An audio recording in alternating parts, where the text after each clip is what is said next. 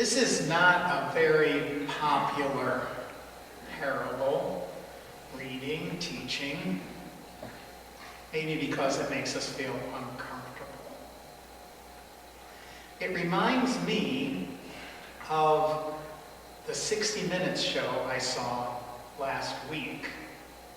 They talked about how the economic effects of COVID-19 haven't been very equal. By that they mean people with mid-range salaries and high-range salaries are doing fine economically. Not everybody, but for the most part.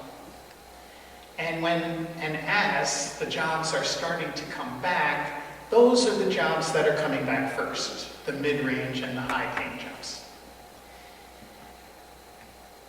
As this pandemic hasn't been so nice on the lower income people. They are the hardest hit. Economists say that also that the low-paying jobs that went away, because it's a lot of restaurants and those kind of things, those are the slowest ones to come back, and some of them won't come back at all. They told the story of this young girl. She grew up going from one foster home to another, and she wasn't doing very well, making bad decisions. She left her home, her last foster home, when she was 18, and things were going so bad that she was living in a tent. Well, she started to turn her life around, maybe because she got pregnant, but she got a job in a restaurant, and even though she was living in a shelter, she started saving paychecks. She had 2 or 3 paychecks saved. She was saving up so that she could get an apartment. And she was starting to feel good about herself. It's good when you have a job and you feel like you're productive and you're saving some money. And then the pandemic hit, and she lost her job. And she ended up back in the tent, which actually in the meantime had been vandalized and there were cuts in it. It's a terrible story. And I'm afraid there probably are lots other stories like that. Too many people like that. As I was thinking about the hardship that this girl was going through, it reminded me of how fortunate me and my family have been. Everyone in my family, even my extended family, none of them have lost a day of work. And I feel blessed about that. I don't feel guilty. But I am reminded that I need to do more for those people in need. Coincidentally, and this wasn't a planned commercial, but this is Minnesota Food Share Month, March. And that's one way I know I am, and that's a good way that we can help out people that are in need. Not the only way, there's lots of other ways, and that last bill that they passed will help a lot of people in need, but that's not going to cover everything. Anyway, back to the parable. The rich man and Lazarus. One of the interesting things about reading and studying Scripture is that you could look at the same story you read years ago and you see different things. Either your life has changed, so you look at things differently, or you see things that for some reason, you've never seen before. Maybe that's like why they call the Bible a living book. Well, this year, I was listening to this podcast, and seminary professor Cameron Howard, she helped me see a few things that I never saw before for some reason. One of the things was the separation between Lazarus and the rich man, before and after death. Second, I saw how the rich man saw Lazarus before and after death. And the third thing, and I don't know why I never saw this before, the connection between the rich man and Lazarus and A Christmas Carol. Let's start with the last one first. For those of you who, for some reason, aren't familiar with the Christmas Carol, it's about a selfish, money-hungry man named Ebenezer Scrooge. He doesn't treat his employees very well. He doesn't treat anybody very well. And he hates Christmas. He is visited by 3 ghosts. The ghost of Christmas past, the ghost of Christmas future, and the ghost of Christmas present, and the ghost of Christmas yet to come. I like the way they phrase that instead of the future. He asks a question of the ghost of Christmas yet to come. Maybe because it isn't looking very good for him. He asks this very important question. He says, are these shadows of things that will happen? Or are these shadows of things that may happen?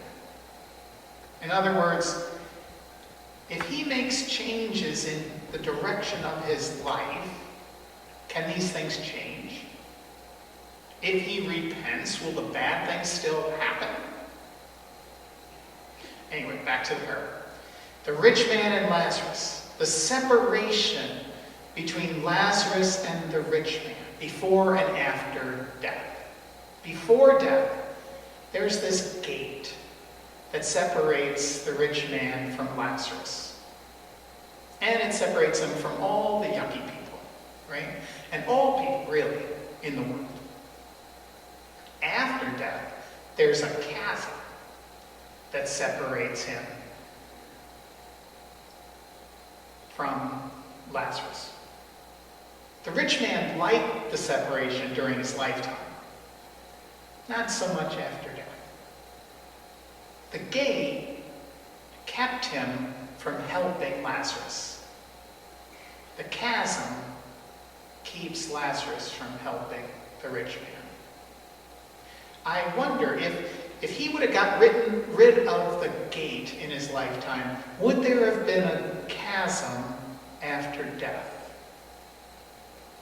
If it's kind of like a dream like Ebenezer Scrooge had, are these the shadows of things that will happen? Or are these shadows of things that may happen? And the last point. How did the rich man see Lazarus before death and after death? Before death, I wonder if he ever saw him. Maybe the gate or something else kept him from seeing Lazarus, who was sick and hungry, because he never helped him. It's interesting, after death, and this really hit me, Professor Howard, how she mentioned it. I couldn't believe I missed it all these years. After death, the rich man sees Lazarus, and what does he do? He asks Abraham, send Lazarus to dip his finger in the water and touch my tongue. He sees Lazarus as some kind of servant of his, if he sees him at all. In the past, I've always concentrated on him being thirsty, which is true. But there's something else that is important to see. Before death, maybe he never even saw Lazarus. After death, he sees him as some kind of servant. Even when Abraham, he asked him to have Lazarus dip his finger and touch my tongue. After Abraham says no, he says, well, then send him to my house. The rich man doesn't get it. He only thinks of himself, and he thinks of Lazarus as someone beneath him to serve him. And I wonder, in all the years that I looked at this story, a lot of the times I only looked at this as, okay, is this about how to get to heaven or not to get to heaven? I didn't even think about Lazarus. Just missed him. Are these the shadows of things that will be, Or are these the shadows of things that may be? Last week was about the lost and found. We talked about lost sheep, lost coins, lost son. And in my pastor's Bible study, one of the pastors said, oh, this connects to the rich man and Lazarus. And I argued against him, and I won. Now I'm not really too sure. Last week, the scribes and the Pharisees thought the tax collectors and the sinners were not worthy of God. They were somehow lower than them. This week, the rich man, even after death, doesn't see Lazarus on the same level. I mean, the game's over, right? Life is over, and he still doesn't see Lazarus as an equal. I think Jesus might be trying to tell us something. Are these shadows of things that will be, or are these shadows of things